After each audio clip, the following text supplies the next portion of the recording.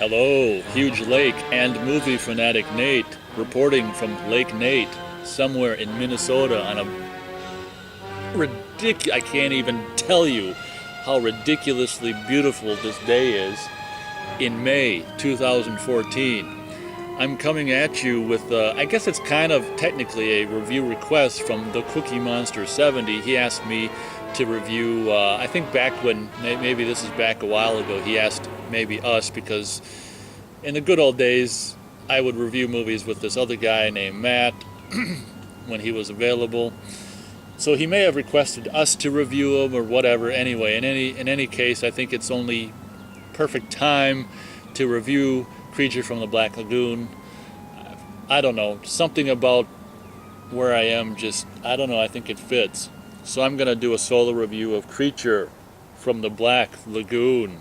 This, of course, is one of the most most amazing and one of the latest, actually, one of the most latest and the most amazing Universal monsters there is. I think even by today's standards, the look and the design of the I was going to say Crater Lake Monster, the Creature from the Black Lagoon, is amazing even now, I think, and is beyond classic.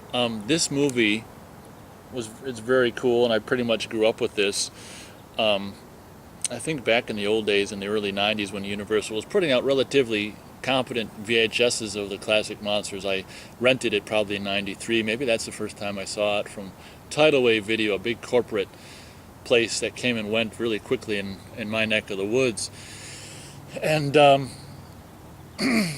I mean, I instantly love this thing. It's not too long. It's just the right length. It features enough monster to keep you satisfied. And also, I've always liked just lakes and water in general in life, and also the same kind of thing in horror movies, as I've already explained. If you've seen some of my previous reviews, that just preceded this upload.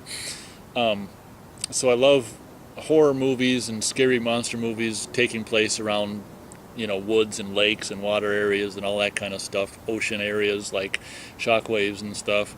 So this is absolutely phenomenal. It features an unbelievably gorgeous woman. I mean, for then and for now, I mean, holy shit. I can't imagine what people thought of her back then, because even now I'm like, holy shit. And I want to say it's Julie Adams who, it's funny because normally if they, like back in the 50s and stuff, when they get a guy like 40s and 50s and stuff, they get a guy, he's got that jaw, he's got that, masculine whatever, just jaw that, whatever guy who played Dick Tracy in the old serials, just that jaw, But in this movie, it's ironic, it's one of the only movies I can really think of where this woman has, usually you think of that jaw with masculinity and all that shit, and here this woman has a jaw, like none other. She's like, I'm saying this in the best way possible. She's an incredibly masculine, I don't know, that sounds bad.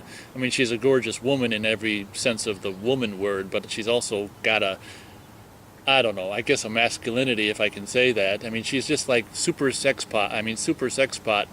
Totally. She reminds me of kind of like in the eyes and the face of like Jennifer Connelly and stuff like that.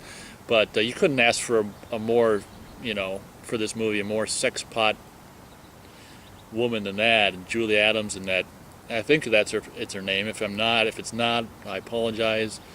I'm pretty sure it is. And that amazing, at the time, was a kind of a risque swimsuit, which is completely kind of laughable, but whatever. They talk about like it cut up high towards the, I don't know, whatever, high in the thigh or whatever. And it's just like, whatever, she's practically all covered up. But quite the physique on her. And I don't know if that's a double who does all those like poses underwater. I don't know if that's a double. I'm assuming it's probably a double. I don't know if it's a double, but whoever does those poses underwater, those ballerina, whatever the hell kind of poses you want to call them, is, wow, what a physique. But even Julie Adams had a great physique herself. So this movie is great. It's basically about, what the hell is it about? Oh yeah, it starts off with a goddamn sermon about, in the beginning, God created the... I hate movies that start off with like a sermon and shit, and it's like, whatever, fuck you. And but created the heavens and the was whatever was without form and void and whatever. Anyway, and then what's ironic is they briefly kind of hint towards evolution and shit, like creatures evolve. It's like, what do you do? You know, pick one thing and stick with it. Shit. So anyway, they show little tracks leading out onto the beach, and anyway, we're basically saying about whatever. They're laying the groundwork for this whatever which will go on to be like the creature from the Black Lagoon. So it's what I love about this movie is it's relatively short, you know, and it's like I say, there's really not a boring moment. The movie starts with, what the hell does it start with? Oh, yeah, after that it starts with this professor, very much like the 70s movies with the docs. You have this professor guy and Julie Adams going to get her fiance, whatever, boyfriend, husband to be or whatever, from this dive he's doing where he's got the scuba gear on and stuff. And before I forget, this movie, I should mention, was shot in 3D. And I'm very thankfully, back in whenever the hell it was, a couple of years now, Universal put out a Blu-ray collection of the Universal monsters. And the only way, they have since put out individual releases, fucking assholes. But the only way originally to get any of the, this is for Universal, to get any of the Universal monster movies on Blu-ray was to buy this collection, which of course was the only way to get Creature from the Black Lagoon in the actual 3D, on Blu-ray 3D, which of course I was all for. I mean, how cool is that to actually own, and this is the oldest movie, to actually own a movie, 50s movie, one of the old heyday of the 50s 3D craze that didn't last very long, to own it in 3D, man. How cool was that? Because obviously in 1993 when I first saw it, I had no idea it was shot in 3D. I didn't even know for a long time that this was shot in 3D. So I should briefly mention before I forget that this movie was shot in 3D, and you can actually, you don't even have to buy the collection, you can buy the Blu-ray now. This is for Universal. You can buy the movie by itself, which features a 3D version of Creature from the Black Lagoon, and also 2D if you so choose. Hi, Universal. So that's okay. I got the other Universal monsters on Blu-ray. Whatever. It's great. I meant to do that. So the Blu-ray, I mean the 3D is pretty phenomenal. The Blu-ray 3D, which I guess this could be obviously a movie / Blu-ray 3D review. The Blu-ray 3D is pretty amazing. I was like, holy Toledo.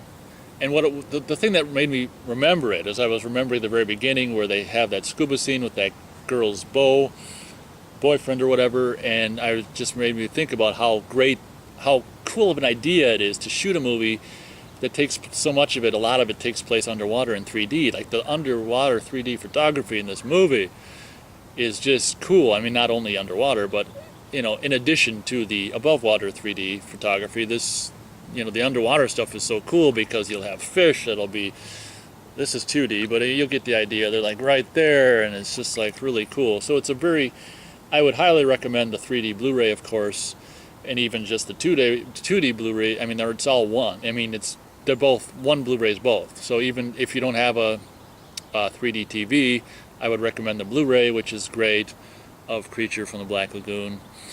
I don't know. This is almost perfection. I'm going to go 3.5 stars. It's pretty much almost perfection in a monster 50s monster movie way.